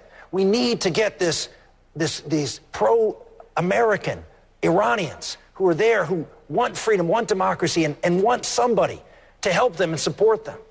Well, we put some money out there, and guess what? Barack Obama cut it when he came into office, and when the Green Revolution rose, the pro-democracy rose, we had nothing. We had no connection, no correlation, and we did absolutely nothing to help them. In the meantime, when the radicals in Egypt and the radicals in Libya, the Muslim Brotherhood, when they rise against either a feckless leader or a friend of ours in Egypt, the president is more than happy to help them out. When they're going up against a dangerous, theocratic regime that wants to wipe out the state of Israel, that wants to dominate the radical Islamic world and take on the great Satan, the United States, we do nothing. That is a president that must go, and you want a leader who will take them on, I'll do that. Congressman Paul, all three of your rivals here make a passionate case. All three of them make a passionate case that this is a vital U.S. national security interest. But you disagree. I disagree because we don't know if they have a weapon. Matter of fact, there's no evidence that they have it. There is no evidence. Israel claims they do not have it, and our government doesn't. I don't want them to get a weapon, but I think what we're doing is encouraging them to have a weapon because they feel threatened. If you look at a map of Iran, we have 45 bases around their country plus our submarines. The Iranians can't possibly attack anybody, and we're worrying about the possibility of one nuclear weapon. Now, just think about the Cold War. The Soviets had 30,000 of them, and we talked to them. The Soviets killed 100 million people, and the Chinese, and we worked our way out of it. And if you want to worry about nuclear weapons, worry about the nuclear weapons that were left over from the Soviet Union. They're still floating around. They don't have them all detailed. So we're ready to go to war. I say going to war rapidly like this is risky and it's reckless. Now, if they're so determined to go to war, the only thing I plead with you for, if this is the case, is do it properly. Ask the people and ask the Congress for a declaration of war. This is war, and people are going to die, and you've got to get a declaration of war. And just to go and start fighting. But the sanctions are already backfiring, and all that we do is literally doing the opposite. When we're attacked, we all came together. When we attack when we put them under attack, they get together, and it neutralizes that. They rally around their leaders. So what we're doing is literally enhancing the power. Think of the sanctions that we dealt with Castro. 50 years, and Castro is still there. It doesn't work. So I would say a different approach. We need to at least we talked to the Soviets during the Cuban crisis. We at least can talk to somebody who we do not have proof that he has a weapon. Why go to war so carelessly? Let's stay on this theme. We have a question from CNNPolitics.com. A question, you can see it up on the screen here, in regards to Syria. Should the United States intervene, and should we arm the rebellion? Senator Santorum, let me start with you on this one. The American people have watched these videos. It started months ago. It has accelerated in recent days. What is the role for the United States today? Syria is a puppet state of Iran. They are a threat not just to Israel, but they have been a complete destabilizing force within Lebanon, which is another problem for Israel, and Hezbollah. They are a country that we could do no worse than the leadership in Syria today, which is not the case in some of the other countries that we readily got ourselves involved in. So it's sort of remarkable to me that we would have here again. I think it's the timidness of this president in dealing with the Iranian threat, because Syria and Iran is an axis, and the president, while he couldn't reach out deliberately to Iran, did reach out immediately to Syria and established an embassy there. And the only reason he removed that embassy was because it was in threat of being overtaken, not because he was objecting to what was going on in Syria. This president has obviously a very big problem in standing up to the Iranians in any form. If this would have been any other country, given what was going on and the mass murders that we're seeing there, this president would have quickly and joined the international community, which is calling for his ouster and the stop of this. But he's not. He's not, because he's afraid to stand up to Iran. He opposed the sanctions in Iran against the central banks until his own party finally said, "You're killing us. Please support these sanctions." Ladies and gentlemen, we have a president who isn't going to stop them. He isn't going to stop them from getting a nuclear weapon. We need a new president, or we are going to have a cataclysmic situation with a power that is the most prolific proliferator of terror in the world, that will be able to do so with impunity because they will have a nuclear weapon to protect them for whatever they do. It has to be stopped, and this president is not in position to do that. In the question of Syria, Mr. Speaker, then Governor Romney, if you were president today, what would you do differently from this president tomorrow? Well, look, the first thing I do across the board for the entire region is create a very dramatic American energy policy of opening up federal lands and opening up offshore drilling, replacing the EPA. The Iranians have been practicing closing the Straits of Hormuz, which has 1 out of every 5 barrels of oil in the world going through it. We have enough energy in the United States that we would be the largest producer of oil in the world by the end of this decade. We would be capable of saying to the Middle East, we frankly don't care what you do. The Chinese have a big problem because they ain't going to have any oil, but we would not have to be directly engaged. It's a very different question. But first of all, you got to set the stage, I think, here to not be afraid of what might happen in the region. Second, we clearly should have our allies, this is an old-fashioned word, we should have our allies covertly helping destroy the Assad regime. There are plenty of Arab-speaking groups that will be quite happy. There are lots of weapons available in the Middle East. And I agree with Senator Santorum's point. This is an administration which, as long as you're America's enemy, you're safe. You know, the only people you got to worry about is if you're an American ally. Governor? I agree with both these gentlemen. It's very interesting that you're seeing on the Republican platform a very strong commitment to say we're going to say no to Iran. It's unacceptable for Iran to have a nuclear weapon. And Rick is absolutely right. Syria is their key ally. It's their only ally in the Arab world. It is also their route to the sea. Syria provides a shadow over Lebanon. Syria is providing the armament of Hezbollah in Lebanon that, of course, threatens Israel, our friend and ally. We have very bad news that's come from the Middle East over the past several months. A lot of it in part because of the feckless leadership of our president. But one little piece of good news, and that is the key ally of Iran, Syria, has a leader that's in real trouble. And we got to grab a hold of that like it's the best thing we've ever seen. There's things that we're having a hard time getting our hands around, like what's happening in Egypt. But in Syria, with Assad in trouble, we need to communicate to the Alawites, his friends, his ethnic group, to say, look, you have a future if you'll abandon that guy Assad. We need to work with Saudi Arabia and with Turkey to say, you guys, provide the kind of weaponry that's needed to help the rebels inside Syria. This is a critical time for us. If we can turn Syria and Lebanon away from Iran, we finally have the capacity to get Iran to pull back, and we can, at that point, with crippling sanctions and a very clear statement that military action is an action that will be taken if they pursue nuclear weaponry, that can change the course of world history. Let's try to get another question. No, I get a minute. Real quickly. You know, I've tried the moral argument, I've tried the constitutional argument on these issues, and they don't go so well. But there's an economic argument as well. Matter of fact, Al-Qaeda's had a plan to bog us down in the Middle East and bankrupt this country. That's exactly what they're doing. We've spent $4 trillion of debt in the last 10 years being bogged down in the Middle East. The neoconservatives who now want us to be in Syria, want us to go to Iran and have another war.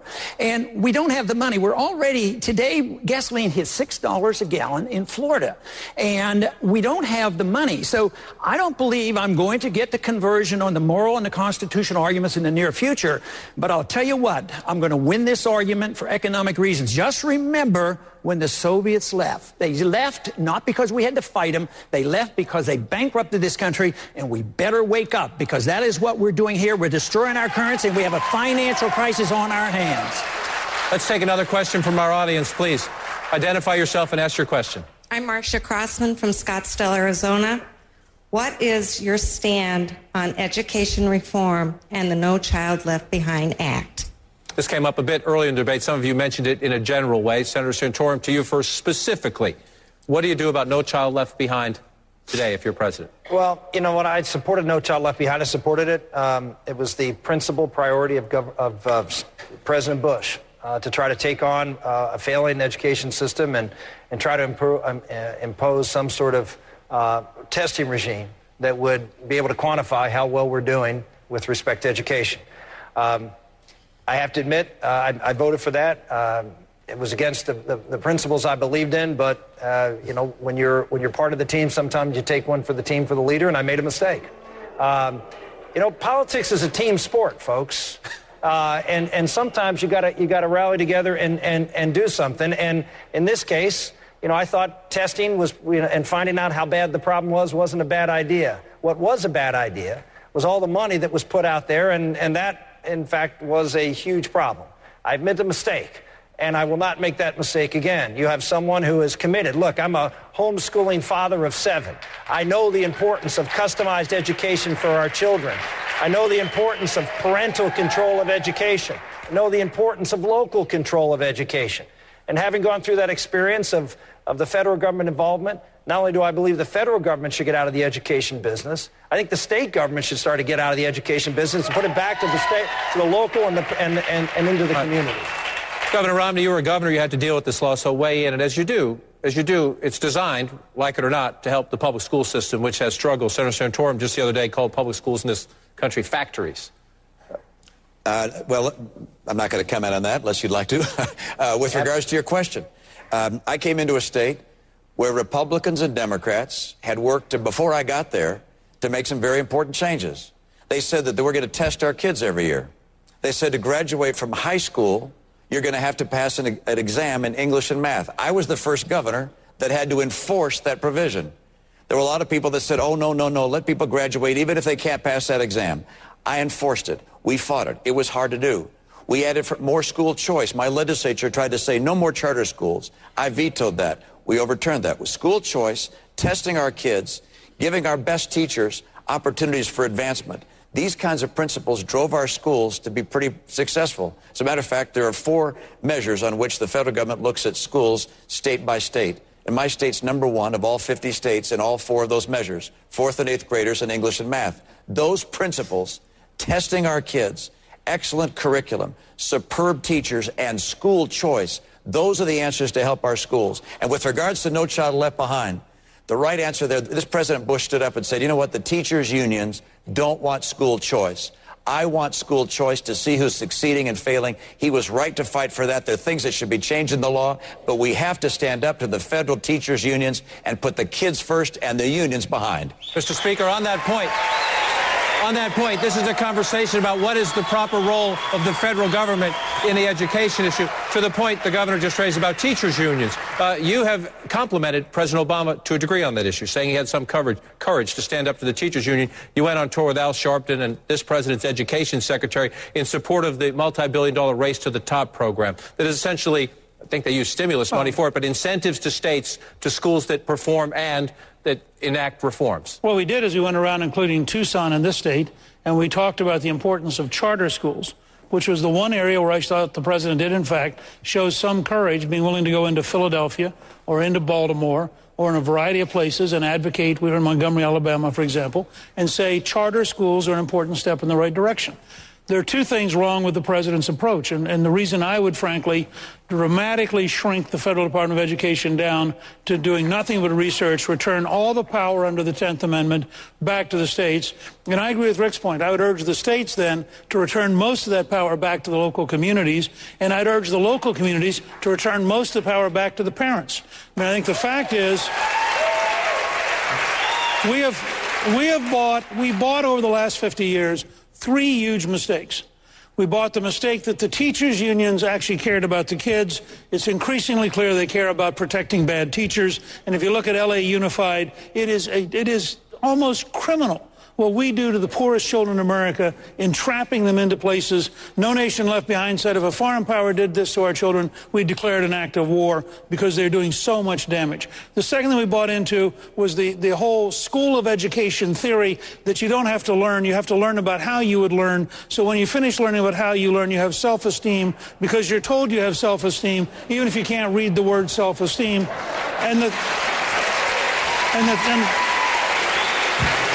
Alluded to, which is really important. We bought this notion that you could have Carnegie units and you could have state standards and you could have a curriculum everybody living. Every child is unique. Every teacher is unique. Teaching is a missionary vocation. When you bureaucratize it, you kill it. We need a fundamental rethinking from the ground up. Congressman Paul.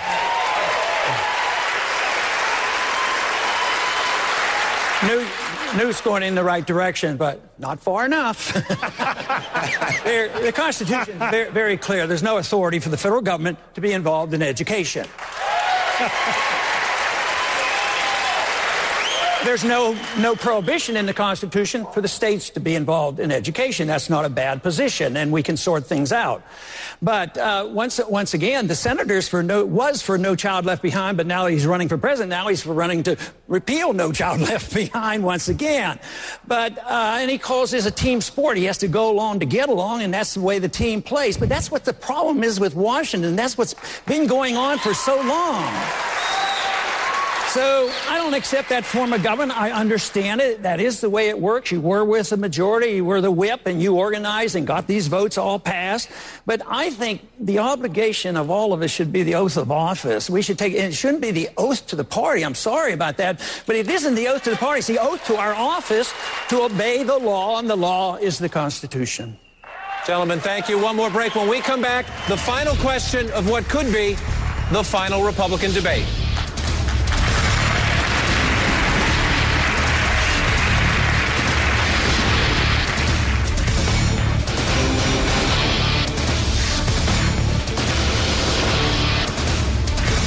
America's Choice 2012 is brought to you by Cadillac, the new standard of the world, and by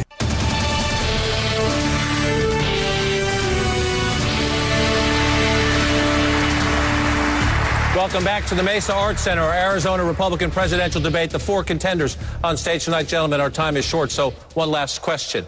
9 states have voted so far. We talked a bit earlier about the volatility in the race. The people of Arizona vote Tuesday, Michigan on Tuesday, Wyoming and Washington State, then Super Tuesday. Beyond that, 14 states over the next 10 days or so. Republican voters are clearly having a hard time. I want to close with this question. Help the voters who still have questions about you. What is the biggest misconception about you in the public debate right now? Congressman Paul, we'll start with you, sir. I would say the perpetuation of the myth by the media that I can't win. And the totally ignoring some statistics that showed it to be the opposite. Just recently there was a poll in Iowa, and it matched all the four of us up against Obama. And guess what? I did the very best. So I would say that is the biggest myth. But let me tell you, though, in public perception is one thing, but when you go around and talk to the American people and we have our rallies, that misconception isn't there. And I think that's the biggest misconception that I have to deal with. Mr. Speaker?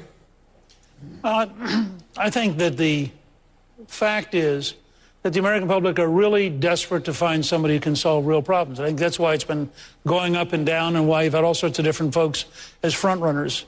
And all I can say is that my background of having actually worked with President Reagan, then having been Speaker, if there was one thing I wish the American people could know about me, it would be the amount of work it took to get to welfare reform, a balanced budget, a 4.2% unemployment rate, and that you've got to have somebody who can actually get it done in Washington, not just describe it on the campaign trail. Governor Romney? We've got to restore America's promise in this country, where people know that with hard work and education that they're going to be secure and prosperous and that their kids will have a brighter future than they've had. For that to happen, we're going to have dramatic fundamental change in Washington, D.C. We're going to have to create more jobs, have less debt, and shrink the size of government. I'm the only person in this race. Is there a misconception about you? The question is a misconception. A lack of, you get to ask the questions you want. I get to give the answers I want. And fair enough. And I believe that there's a whole question about what do we need as the person that should be president?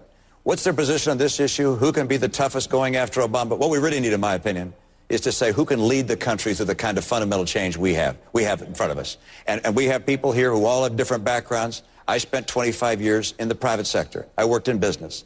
I worked in helping turn around the Olympics. I worked in helping lead a state.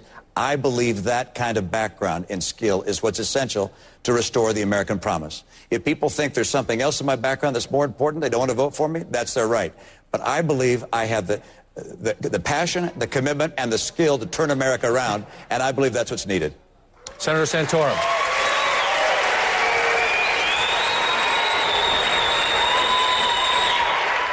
I think the thing I've heard from the very beginning, can you defeat Barack Obama?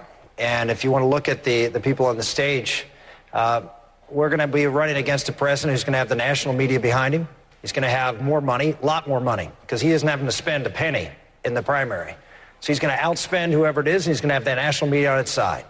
Maybe you'd want a candidate who's not going to be able to win an election by beating the tar out of his opponent, spending 4 and 5 to 1 in order to win an election in a state, but actually can run a campaign based on issues and ideas and a vision that's positive for America, be able to be outspent and yet cut through because you have a strong vision, you have principles and convictions that is going to convince the American public that you're on their side in making a big difference in our country and keeping us safe and prosperous.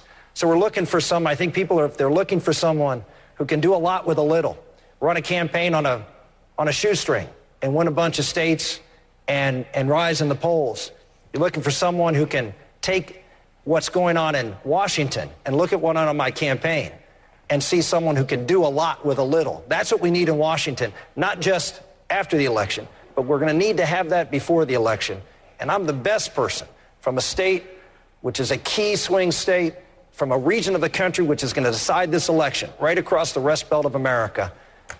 We've got the programs, we've got the plan, and we can win and defeat Barack Obama and govern this country conservatively. Gentlemen, I want to thank you. I want to thank all of our candidates tonight. We also want to thank our partner tonight, the Republican Party of Arizona. And we'd like to thank our hosts here at the Mesa Arts Center, a beautiful venue here. Be sure to join us Tuesday night at 6 p.m. Eastern for our live coverage of the Arizona and the Michigan primaries. Our coverage of America's Choice 2012 continues right now.